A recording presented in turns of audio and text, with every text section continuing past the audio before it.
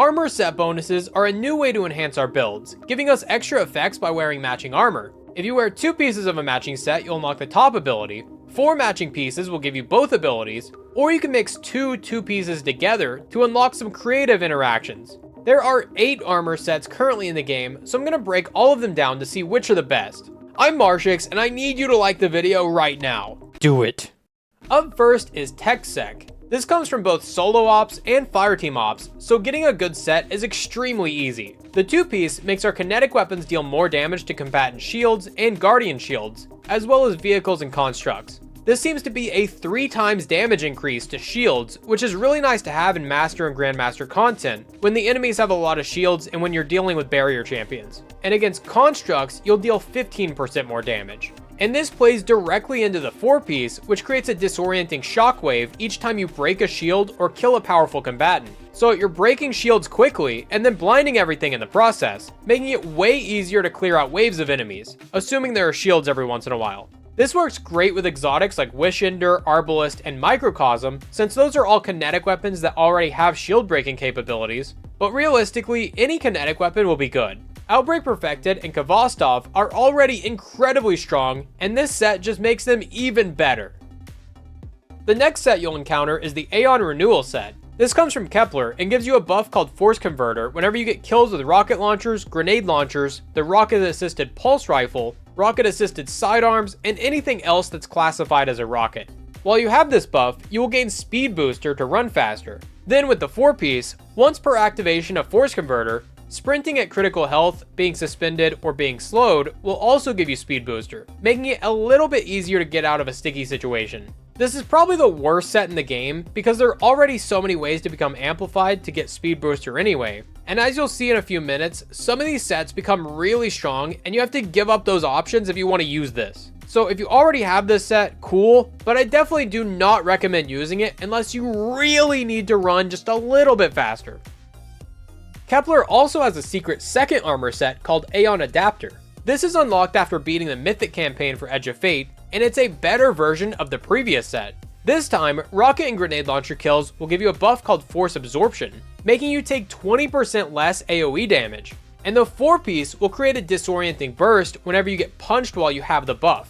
This is definitely better, giving you a good bit of extra survivability just by using an explosive weapon. And a cool thing that you can pair with this is Hazardous Propulsion. For some reason, the buff doesn't have a name on the left side of the screen, but as you can see, the rockets from Hazardous will also activate the buff, so even if you don't have ammo, you can still activate the set bonus. This set can also be focused at the Kepler vendor to make it more likely to drop, and there's actually a brand new loot cave that you can farm to get this armor. As you load into Kepler on Mythic difficulty, you can jump down and go through this teleporter as a ball. Follow the path until you get to this part where there are a bunch of enemies fighting each other, then just keep killing them over and over.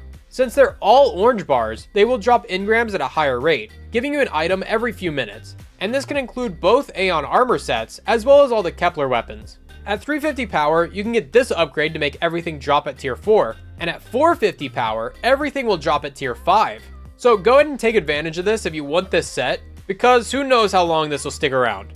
Now, while the set is strong, it's definitely not the best, because from this point forward, the armor becomes really powerful. The Bushido armor set comes from Pinnacle Ops, and it has an incredible 2-piece set, healing us each time we reload and then get a kill, or swap weapons and then get a kill. So it's kind of like giving all of our weapons heal clip, and that's just the 2-piece. It's not quite as strong as heal clip, only healing you for about 30 HP, but since it works with all weapons and requires almost no setup to proc it, you'll be getting a lot of free healing. And this pairs nicely with another set that we'll go over in a minute. But before that, we still have to go over the 4-piece set. This will make you take less damage just by getting bow, shotgun, or sword kills, and dealing damage will extend this effect. This gives resist times 1, which is about a 10% damage resist, that you can have active most of the time depending on your loadout. So in 1-2 punch builds, this will keep you alive while you're up close, or if you're DPSing a boss with swords, you can get a kill right before damage and maintain the buff throughout the phase. Or if you want to keep some distance, you can use a bow to get the resistance. And since you have to reload after every arrow anyway, you'll be healing a lot thanks to the 2-piece. And like I said a minute ago, this 2-piece is really good when paired with the Lustrous armor set. This comes from the Solstice event, which is only available for another week and a half.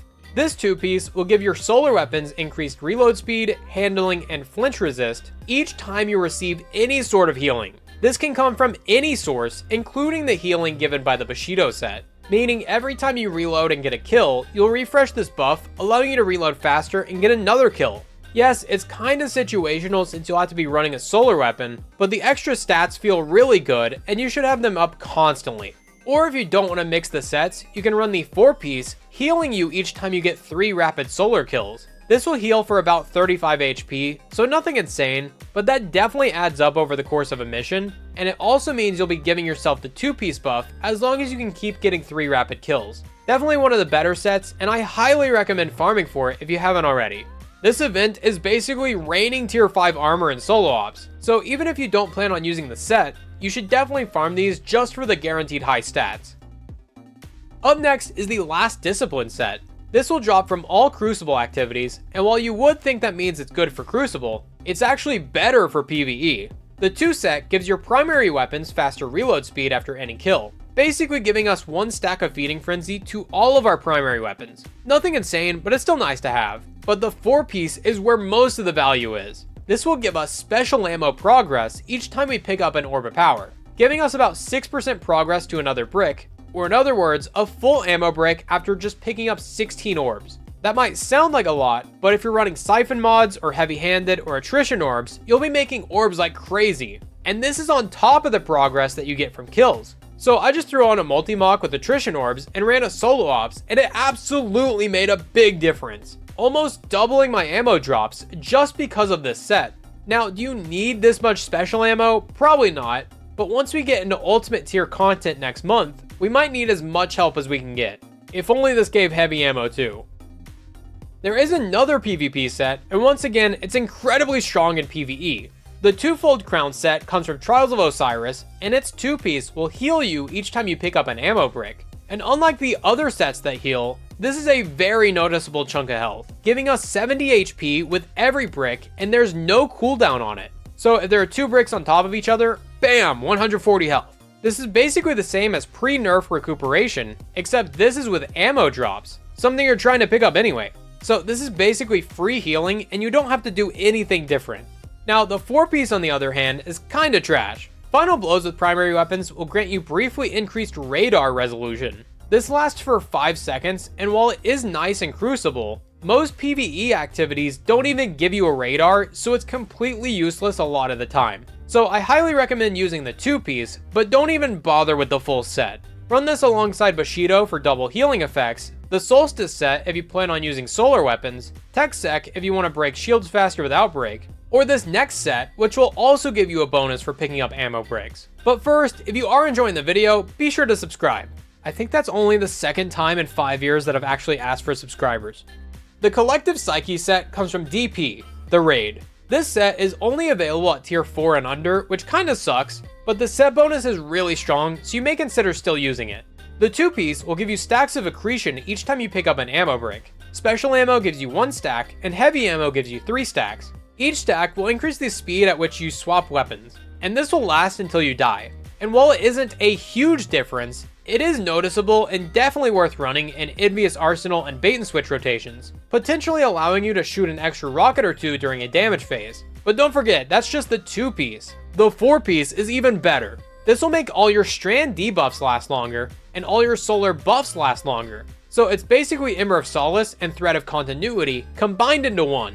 So as you can see, Radiant by itself lasts for 8 seconds. Then with this armor set, it lasts for 12 seconds, a 50% increase. And this will stack with Ember of Solace, bringing it up to 13 seconds. For reference, Ember of Solace without the armor set is 12 seconds, so it does have diminishing returns if you try and stack them. And the strand side works the exact same way, a 50% increase that stacks with Thread of Continuity, but with heavily diminished returns. I don't think it's worth doubling up on it. You can use this in place of those fragments, freeing up an extra slot to run something else. And what a lot of people don't realize is that this gives you both of those fragments on any subclass. So solar builds that run strand weapons get a lot of value, strand builds running Fever and Chill in the artifact also get a lot of value, and prismatic builds get the most value out of it since your strand melees apply debuffs, then with Facet of Dawn you become Radiant at the same time, And with Faceted Bravery, your weapons will also gain Unraveling rounds to apply more strand debuffs. And because Prismatic doesn't have anything resembling these fragments, this armor set is the only way to extend those buffs. So you can squeeze a ton of value out of it if you really build into it, making this probably the best set in the game, even though there's no tier 5 at the moment. Now that you have these awesome set bonuses, you'll definitely want to check out these 12 glorious combos in Destiny 2. Thanks for watching, I'm Marshix, and I'll see you next time. Back to the salt mines.